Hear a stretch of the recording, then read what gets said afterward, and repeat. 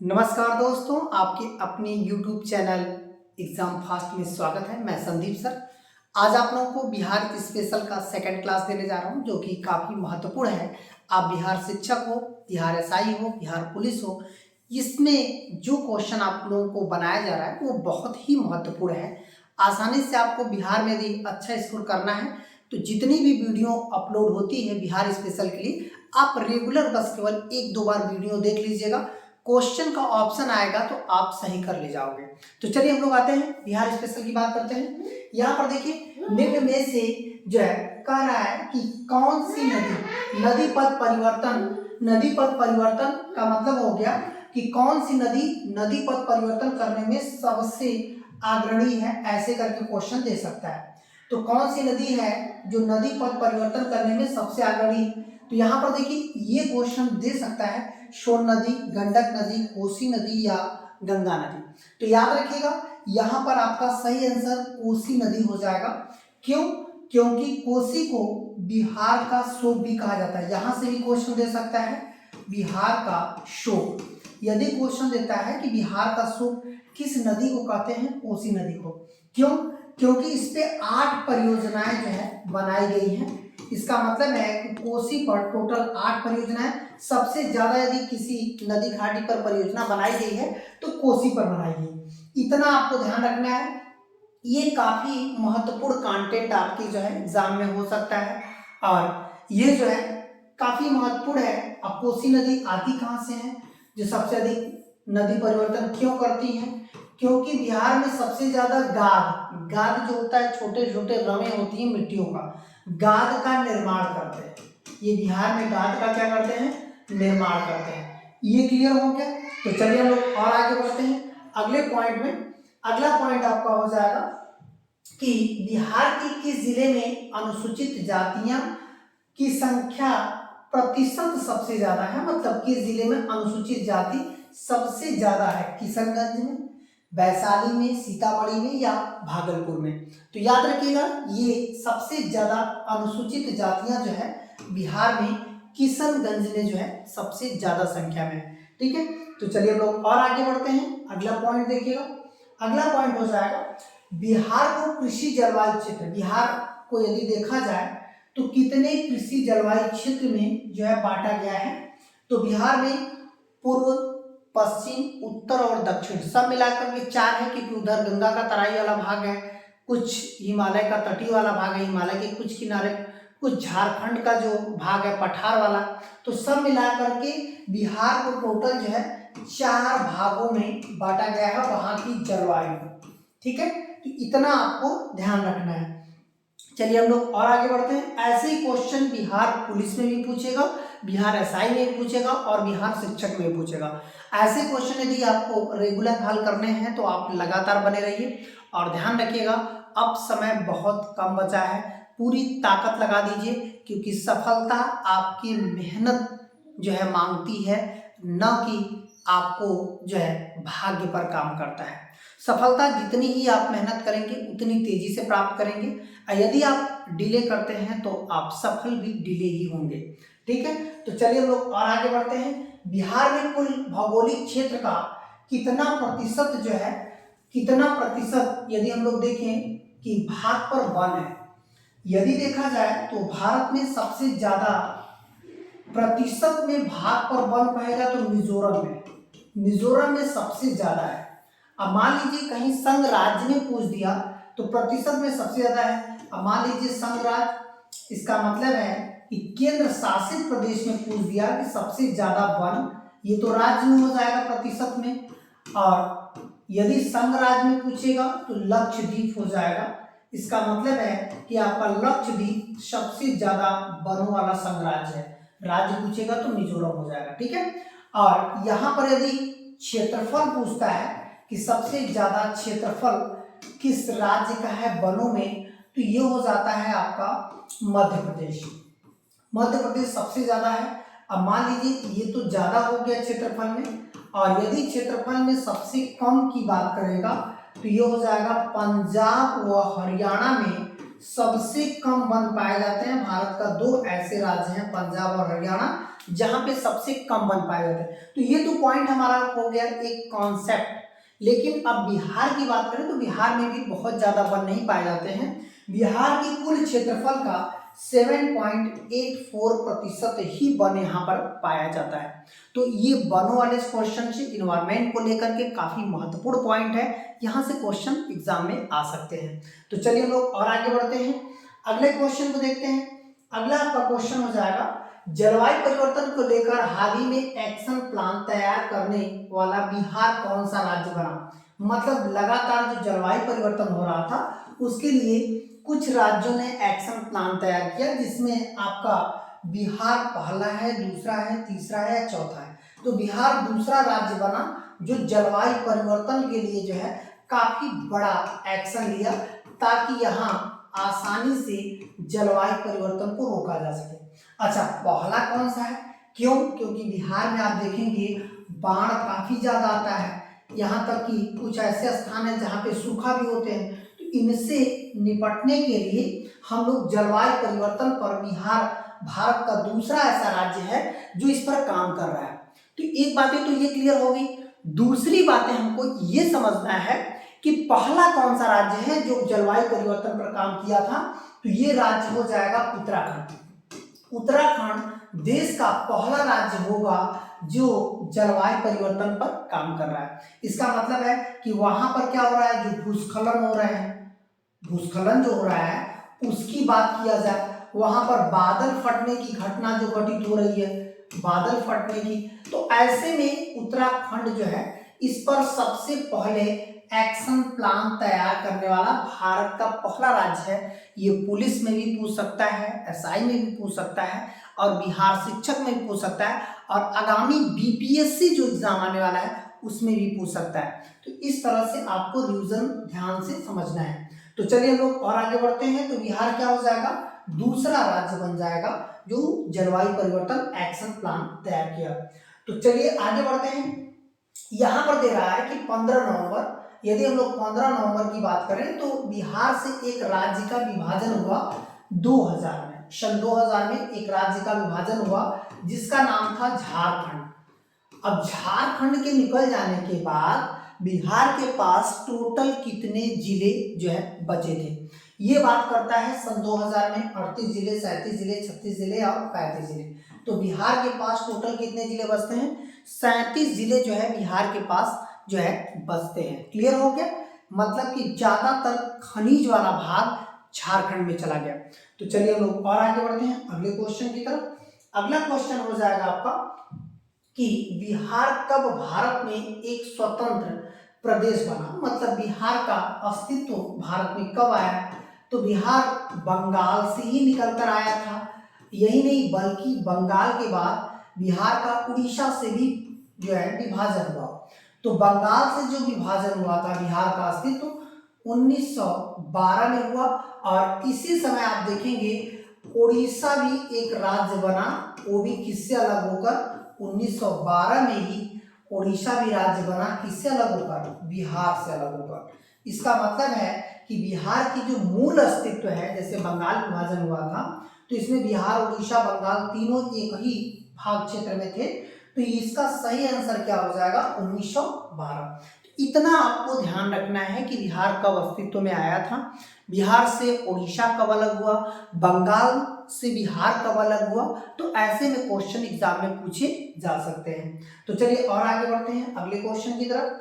अगला क्वेश्चन आपका हो जाएगा कि निम्न में से कौन सा एक बौद्ध पवित्र स्थल जो कि निरंजना नदी के किनारे है। निरंजना नदी आप देखेंगे कि वो आपका उरुवेला में है। उरुवेला, उरुवेला, इसका मतलब है कि इसी को बाद में बौद्ध गया कहा गया। उरुवेला का ही नाम है बौद्ध गया। इसका मतलब है इसका प्राचीन नाम यही था। जब भगवान बुद्ध ने ज्ञान प्राप्ति कर लिया तो इसका नाम जो है बौद्ध गया हो गया। बौद्ध गया में आप देखेंगे कि निरंजना नदी है और वहीं पे एक बोधि वृक्ष है, बोधि वृक्ष।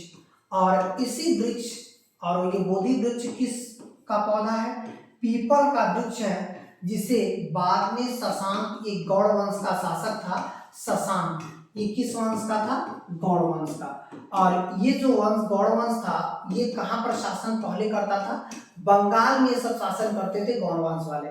यही जो शशांक था, इसने पीपल को, वृक्ष को कटवा दिया और कटवा दिया जिसके बाद, ये कटवा देने के बाद इसने इस वृक्ष को किस नदी में फेंकवा दिया था? निरंजना नदी में फेंकवा दिया। अब हम लोग ये बातें करते हैं, जब इतना पॉइंट क्लियर कर लेंगे तो हम लोग एक बातें और करेंगे कि अब जब निरंजना नदी में इस वृक्ष को कटवा कर फेंकवा दिया गया, तो बाद में आप देखेंगे कि जो हर्ष था उसने शशांक को जो है पराजित किया था, उसे इसी का बदला भी लिया था, उसके भाई की भी हत्या शशांक ने की थी। तो ये कहाँ पे है? तो यहाँ पर हम लोग एक पॉइंट यहाँ पर क्लियर कर दिए थे कि ये बौद्ध पवित्र स्थल कहाँ पे है? बौद्ध गया में।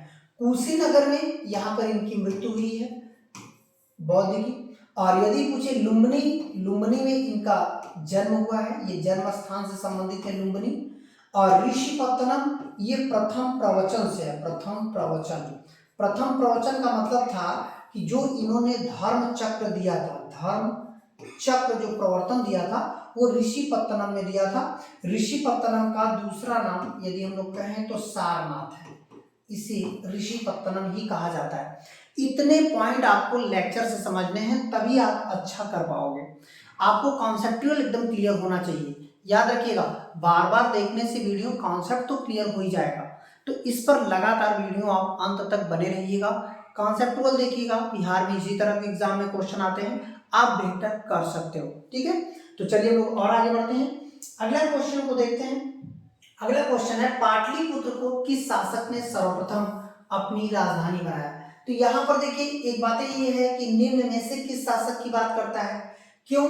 क्योंकि यहाँ पर मौर्य वंश में अशोक हो चाहे चंद्रगुप्त हो, कनिष्क हो, ये लोग तो बाद में आए, लेकिन सबसे पहले तो यही बनाया होगा। अब आते हैं कि बात करते हैं पाटलिपुत्र का। पाटलिपुत्र जो है, यदि हम लोग प्रॉपर देखें तो पाटलिपुत्र को सबसे पहले ये कुसुमपुर गांव हुआ करता था। कुसुमपुर गांव को जो है एक उदाईन था, उदाईन जो था ये हर्यक वंश का राजा हुआ करता था। हर्यक वंश, जो हर्यक वंश था, इसका मतलब है कि आप देखेंगे कि बिंबिसार इसके संस्थापक रहे, और फिर अजातशत्रु हुआ, फिर उदाईन हुआ। इस वंश को पितृहत्यात्मक वंश भी कहा गया। इसी वंश में जो उदाईन था, इसने एक नए शहर कुसुमपुर गांव को पाटलिपुत्र में जो है कन्वर्ट कर दिया, मतलब बदल दिया, एक शहर का स्थापना किया जिसका नाम था पाटलिपुत्र। हालांकि बाद में मगध की राजधानी भी गिरिब्रज के बाद पाटलिपुत्र ही हुई, तो यहाँ पर सबसे जो शक्तिशाली राज्य क्षेत्र माना जाता था। तो उदाईन ने सबसे पहले पाटलिपुत्र शहर बसाया था। और एक चीज और ध्यान रखिएगा, उसी समय इसने एक राजधानी भी पाटलिपुत्र को घोषित कर दिया था मगध की। हालांकि सबसे पहले राजधानी तो इन्होंने घोषित किया, लेकिन यहाँ पर जो ऑप्शन के अनुसार हम लोग चंद्रगुप्त मौर्य को ही सही मानेंगे।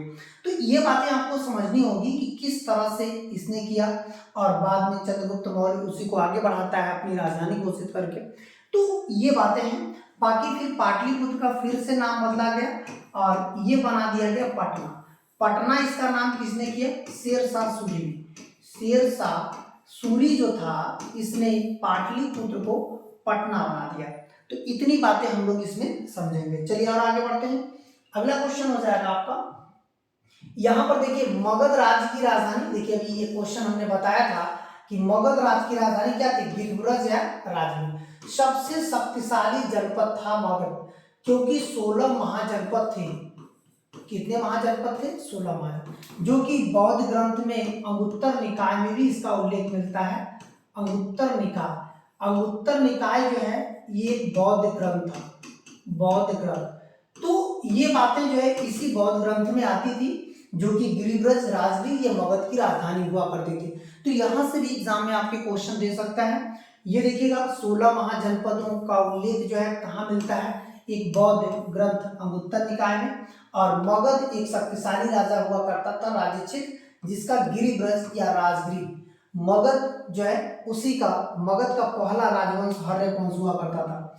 फिर इसके बाद जो है कह सकते हैं शिशुनाग वंश आए, और फिर इसके बाद नंद वंश आए। तो चलिए हम लोग और आगे बढ़ते हैं। जो कुंवर सिंह थे, कुंवर सिंह ने किस जिले में सर्वप्रथम अंग्रेजों का जो है तख्ता पलट कर दिया, मतलब वहां पर एक स्वतंत्र राज्य की स्थापना कर दी या स्वतंत्र सरकार की स्थापना कर दी। ये बातें जो है कुंवर सिंह आप देखे होंगे आरा और जगदीशपुर से थे, लेकिन वहां पर विद्रोह किया था 1857 की क्रांति का जो विद्रोह किया था कुंवर सिंह ने केवल आरा जगदीशपुर वाले से थे।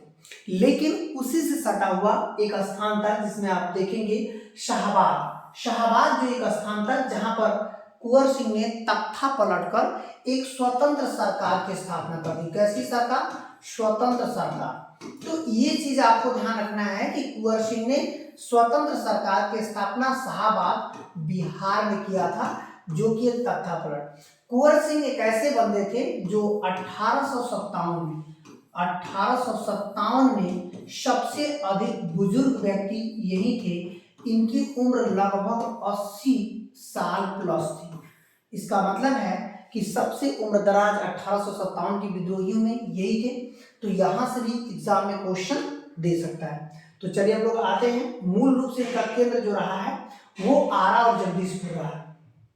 चलिए और आगे बढ़ते हैं। चंपारण आंदोलन से संबंधित नहीं है, इसमें कौन बनता है? तो राजेंद्र प्रसाद थे, अनुग्रह नारायण सिन्हा थे, जे.बी. कृपलानी, ये भी गए थे गांधी जी को बुलाने। तो यहाँ पर कौन नहीं था? ये नहीं थे। तो इसका सीधे सीधे आंसर क्या हो जाएगा? Option D.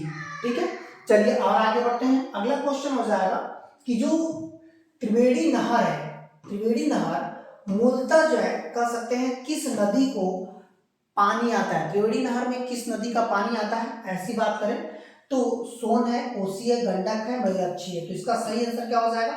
गंडक जो है का पानी त्रिवेणी नहर में आता है। तो ये क्लियर हो गया। अब और आगे बढ़ते हैं। अगला पॉइंट देखिए, अगला पॉइंट हो जाएगा कि बिहार सरकार भी हाल ही में मुख्यमंत्री नीतीश कुमार द्वारा इंजीनियरिंग, जो लोग इंजीनियरिंग कर रहे हैं, जो लोग मेडिकल है, उनके कॉलेज में लड़कियों के लिए स्पेशल जो है इन्होंने कितना प्रतिशत आरक्षण रखा कि ताकि लड़कियां भी इंजीनियरिंग और मेडिकल को आसानी से कर सकें। ऐसे में नीतीश कुमार ने एक आरक्षण जो है दे दिया ताकि उतना रिजर्व सीट रहे और आसानी से लड़कियां एडमिशन लेकर के बिहार का नाम रोशन कर सकें। तो चलिए हम लोग आते हैं, इसका परसेंटेज क्या है? 20% है या 25% है या 33% है या 30%? तो इसका परसेंटेज 33% लड़कियों को आरक्षण दे दिया गया है। और फिर इसके बाद हम लोग आते हैं, अब यहाँ बिहार और उड़ीसा को बंगाल से कब अलग किया गया? देखिए बात वही हो गई, मतलब आपने देखा 1912 में बिहार को हम लोगों ने अलग किया, फिर आपने देखा कि उड़ीसा को भी जो है 1912 में ही अलग किया गया।